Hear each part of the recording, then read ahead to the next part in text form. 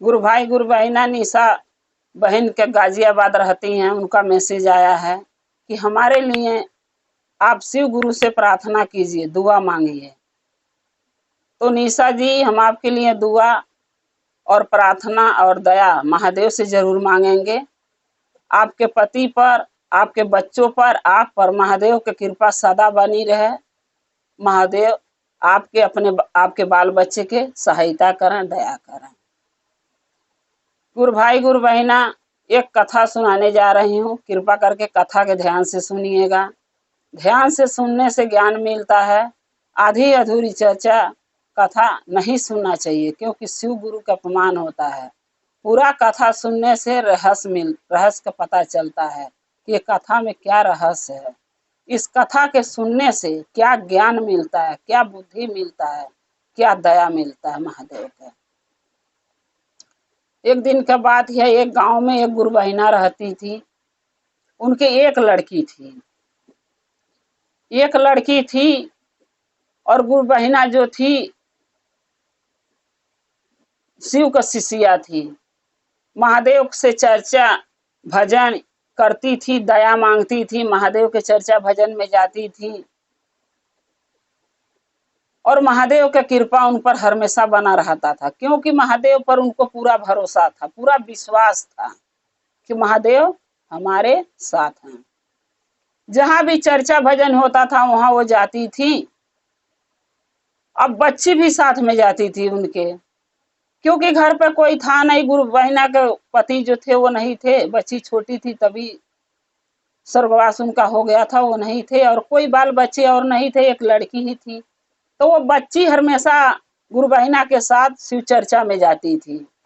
तो वो बच्ची जाते जाते उस बच्ची को ज्ञान बुद्धि भी महादेव दे दिए, क्योंकि कोई चीज अगर हम दिल से मन लगाते हैं, लगन लगाते हैं, तो महादेव की कृपा बहुत जल्द होती है।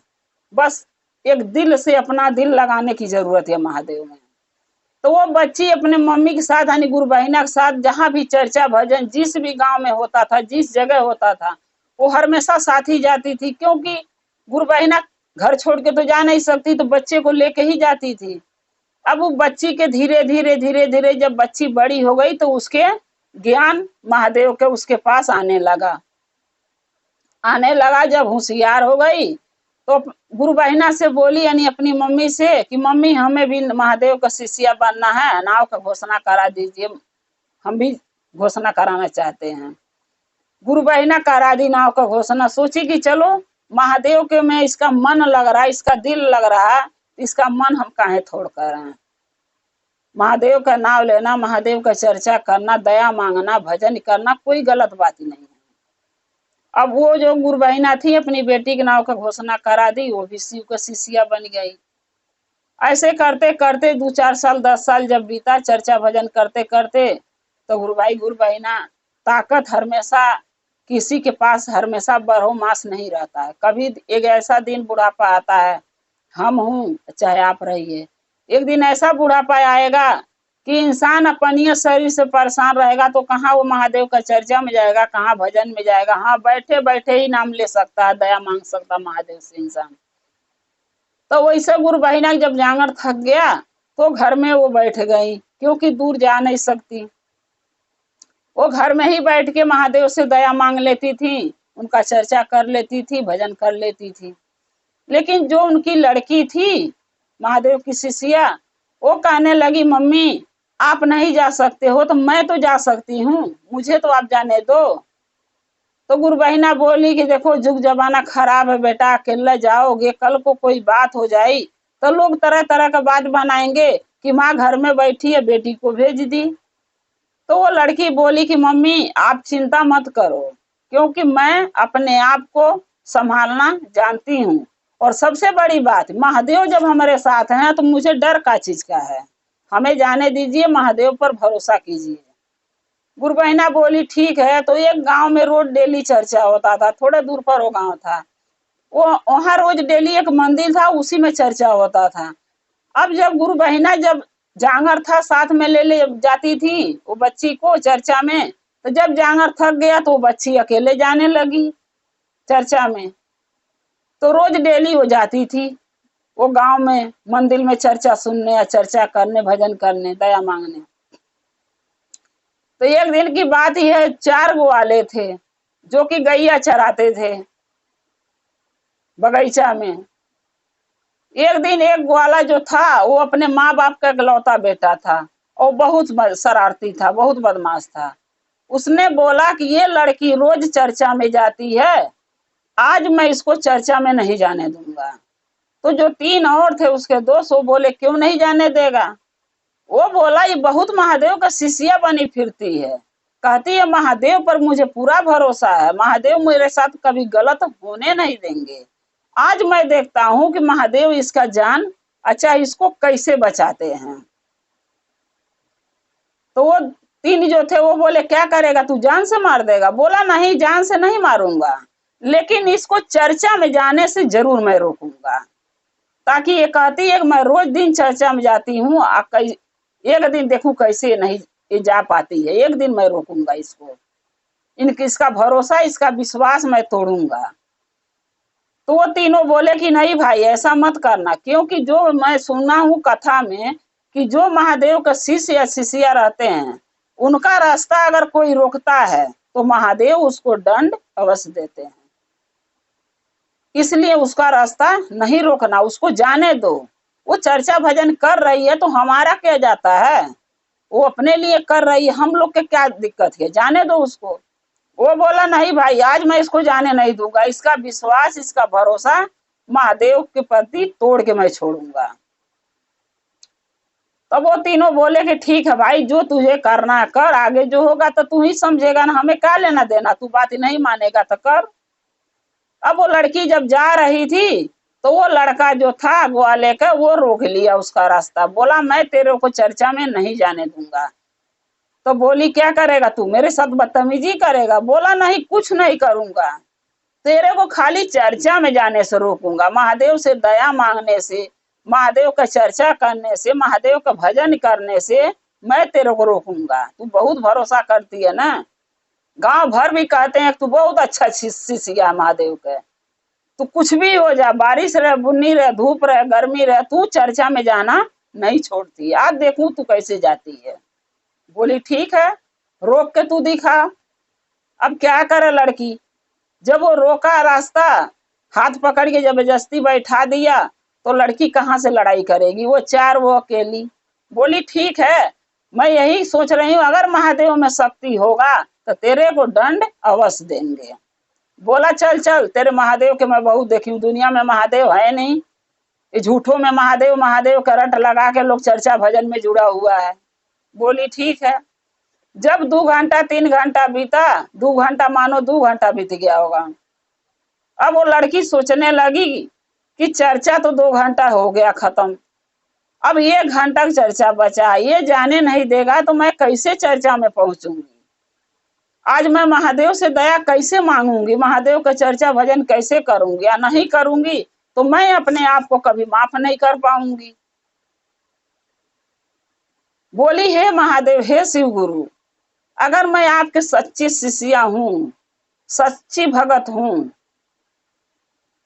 तो मेरे को आपके चर्चा में जाने से रोक रहा लड़का, मैं जाना चाहती हूँ। अब आप बताइए कि मैं कैसे पहुंचूं, क्या करिए? हाथ का जो कंगन था इसको उतार के नीचे रख दी, साफ जगह ही रख के, और महादेव के विनती प्रार्थना लगी करने की, हे महादेव मेरे ऊपर दया कीजिए, मुझ पर कृपा कीजिए, मैं आपके भजन और चर्चा से वंचित नहीं रहना चाहती, मैं आना चाहती हूँ, लेकिन मेरी मजबूरी है कि ये लड़के मुझे जाने नहीं दे रहे हैं, कोई रास्ता निकालिए महादेव, मुझ पर दया कीजिए। महादेव क्या किए, महादेव के देखिए शक्ति, लोग कहता है महादेव में शक्ति नहीं है, महादेव दिखते नहीं है।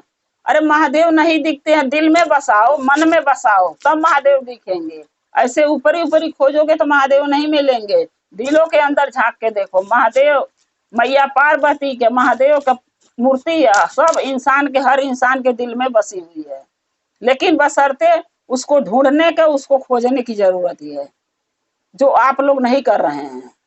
और जो खोज लेता, जो ढूंढ लेता महादेव के, वो महादेव उसके दिल में बसते हैं।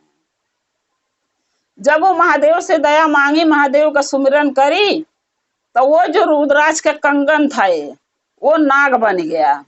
नाग बन के जो लड़का उसका रास्ता रोका, उस लड़के को जाके डस लिया। जब लड़के को डस लिया तो ये अपना चल दी वहां से लड़की चर्चा में। यानी घूम के नहीं देखी कि वो लड़का मर गया कि जिंदा है, उसको वो सोची कि नाग ने डरवा दिया, मैं जा रही हूँ। वो डसने का ध्यान नहीं करी कि नाग डस लिया, लेकिन नाग उसको डस लिया था, लड़के काट लिया था। ये लड़की चर्चा में चली गई, चर्चा में गई, महादेव से दया मांगी, चर्चा करी, भजन करी, विराम अभी नहीं हुआ था। तभी ये जो 3 लड़के थे, वो तो लड़की चर्चा में चली गई, लेकिन ये जो 3 लड़के थे, ये लड़का जो था ग्वाले का, उसके घर पहुंच गए। क्योंकि जब नाग को देखे थे, लोग भाग गए, लेकिन वो लड़का नहीं भागा। जो ग्वाले का एक लड़का था, जो रास्ता वो लड़की को रोक रखा था, वो नहीं भागा। वो सोचा देखूं ये कर क्या लेता है। लेकिन देखिए, जबरदस्ती और नहीं करना चाहिए, क्योंकि जबरदस्ती और मनमानी करना कभी कभी नुकसान पहुंचा देता है। उसने वही किया।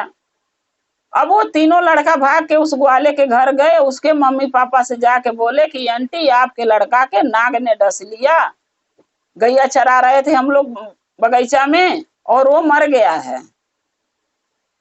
अब उसके माँ बाप रोते गाते आए, देखे तो सच में लड़का मर चुका है। फिर उसको उठाए घर ले गए। घर ले जाके जब उसको लेटा दिए, जिसने भी डॉक्टर वैद्य आए, सबने मना कर दिया, हाथ खड़ा कर दिया कि मेरे बस का नहीं है, क्योंकि ये बहुत जहरीला नाग डसा है और इसका डसा हुआ कोई इंसान बच नहीं सकता। अब वो लोग लगे पूछने, लड़का के माँ बाप ग्वाले के, कि ये नाग डसा क्यों, तुम तीनों के नहीं डसा, इसको मेरे बेटे को कैसे डस लिया, ये कहाँ था। तब वो सारी बातें बताने लगे कि एक लड़की जो है वो भैया की अरे आंटी की बेटी जो है, आप जानते हो ना। बोली हाँ। जो निशा ना है, बोली हाँ। सब उसके माँ बाप बोले हाँ। बोली वो निशा जो है रोज चर्चा में जाती थी, और रोज जब चर्चा में जाती थी तो आपका लड़का एक दिन कह रहा है मैं इसको एक दिन जाने नहीं दूंगा, रास्ता रोकूंगा। बल्कि हम लोगों ने तीनों समझाया कि अरे वो शिव के शिष्या है, महादेव के भक्त है, उसको रास्ता मत रोक, अगर उसका रास्ता रोकेगा तो बहुत बुरा परिणाम होगा। लेकिन आपका बेटा माना ही नहीं, क्योंकि उसके तो अंदर अहंकार भरा रहता है, सोचता है ये काम करना है तो मतलब करना है। अब उसका रास्ता रोका, और आंटी वो पता नहीं एगो कंगन हाथ में पहरी, नीचे धर के महादेव का सुमरन करी, और वो कंगन नाग बन गया, और नाग बन के उसको डस लिया, और लड़की जो है अपना चर्चा में चली गई है।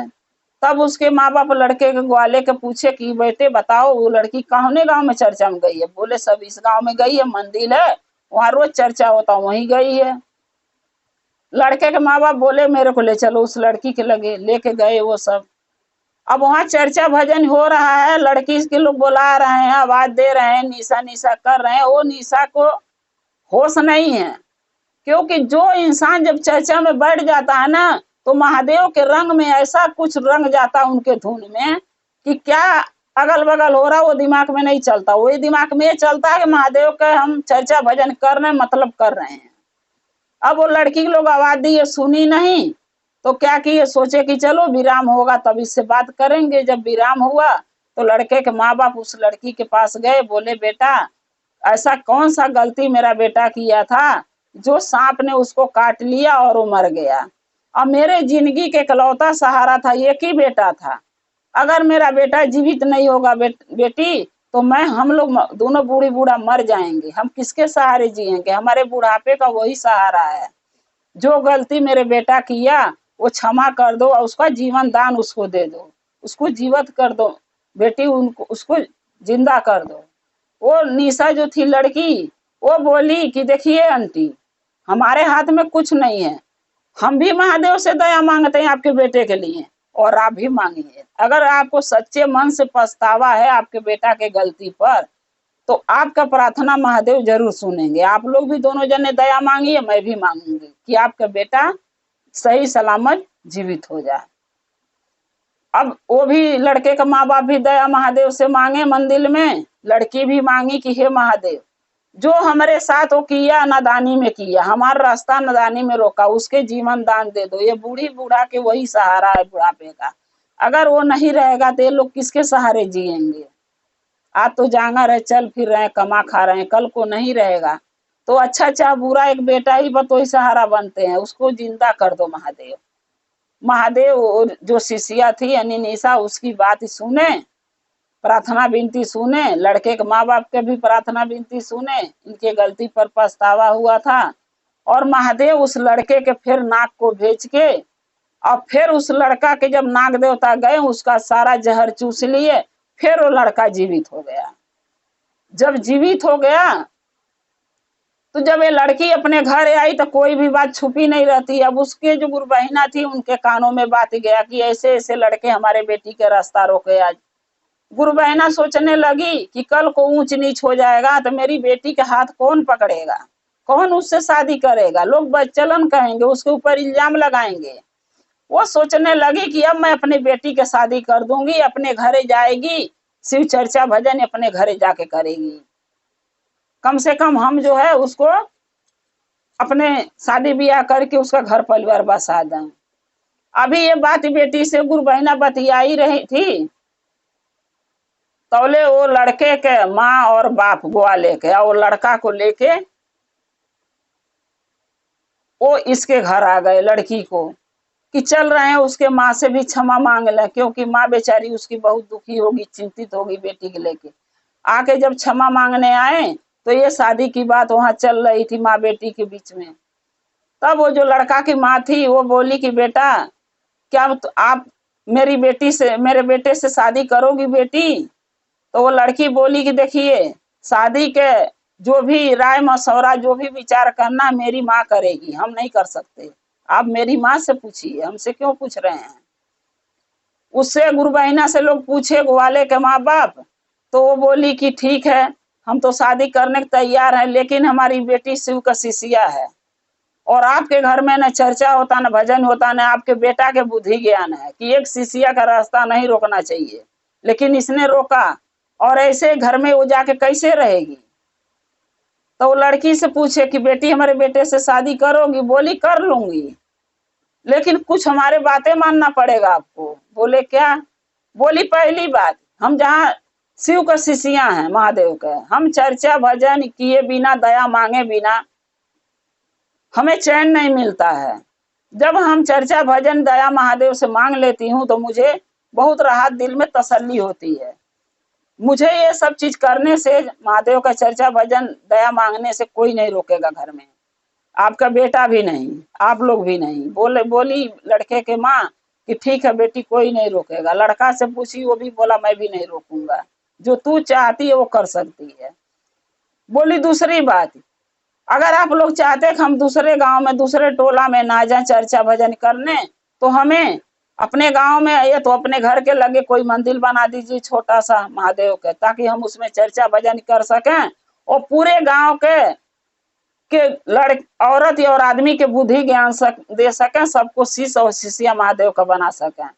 और आप लोग के भी नाव का घोषणा कराना पड़ेगा, तभी हम मानूंगी कि आप लोग के सच्चे दिल से सच्चे मन से पछतावा है आपके बेटे की गलती पर, और आपके बेटे को भी महादेव का शिष्य बनना पड़ेगा।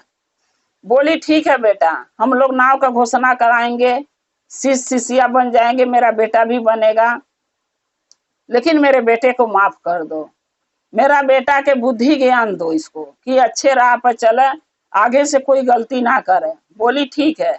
जो महादेव का शिष्य शिष्या बन जाते हैं उनको महादेव अपने आप अक्ल देते हैं, अपने आप बुद्धि देते हैं, और उनको किसी के बुद्धि ज्ञान किसी को देने की जरूरत नहीं पड़ती है।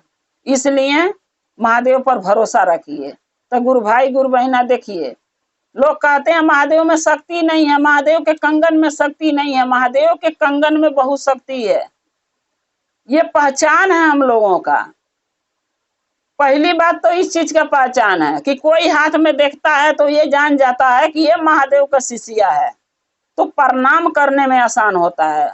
उतर तो हमको पूछना पड़ेगा कि आप महादेव का शिष्या है कि नहीं है, पूछ के प्रणाम करेंगे, उसमें कोई बुरा मानेगा कोई अच्छा मानेगा। कंगन से पहचान होता है कि महादेव का शिष्या है, तो हम प्रणाम करना हमें आसान हो जाता है किसी भी गुरु भाई गुरु बहना के लिए। दूसरी बात, ये 12 दाने का जो ये है रुद्राक्ष का कंगन, ये 12 ज्योतिर्लिंग महादेव का है, 12 ज्योति का प्रमाण है। ये 12 दाना के कंगन रुद्राक्ष के। तीसरी बात, ये कंगन जब एक इंसान के रास्ता मार्ग दिखा दिया महादेव के शक्ति से, एक कंगन नाग बन के उसको डस के महादेव के शिष्या के उनके मंदिर तक पहुंचा दिया, तो आप सोचिए कि महादेव के कंगन में इतनी शक्ति है तो महादेव में कितनी शक्ति है। उनको अनदेखा मत कीजिए, उनसे दया मांगिए, उनका शिष्य और शिष्या बनिए, चर्चा भजन कीजिए। महादेव अपने भक्तों के कभी निराश नहीं करते हैं। विश्वास बना के रखिए, विश्वास में बहुत शक्ति होता है। गुरु भाई गुरु बहना, चर्चा समाप्त होता है। ये चर्चा कथा आपको कैसी लगी कृपा करके कमेंट में लिख के जरूर भेजिए। हर हर महादेव लिखना मत भूलिए। महादेव की कृपा और दया आप लोग पर सदा बनी रहे। हर हर महादेव, घर घर महादेव। जय शिव।